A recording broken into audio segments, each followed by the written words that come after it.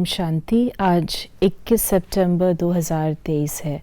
प्यारे बाबा ने हम बच्चों को कहा कि हमें ट्रस्टी बन के रहना है और कदम कदम पर श्रीमत पर चलना है।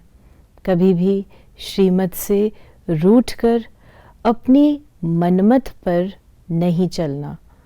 प्यारे बाबा ने हम बच्चों को आज वरदान दिया, कंबाइंड रूपधारी बन सेवा में खुदाई जादू का अनुभव करने वाले खुदाई खिदमतगार भव।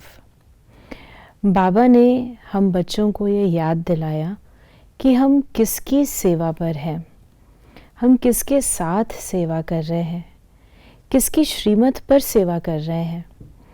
यदि हम अपने आप को केवल एक सेवाधारी समझते हैं कि हम सेवा कर रहे हैं, तो फिर हम थक जाएंगे।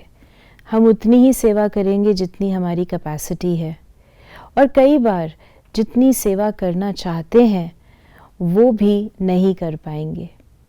मंजिल बहुत दूर नज़र आएगी। लेकिन अगर हम ये याद रखते हैं कि हम ईश्वरीय सेवाधारी हैं, ईश्वर मेरे साथ है, तो फिर हम असंभव को भी संभव कर सकते हैं।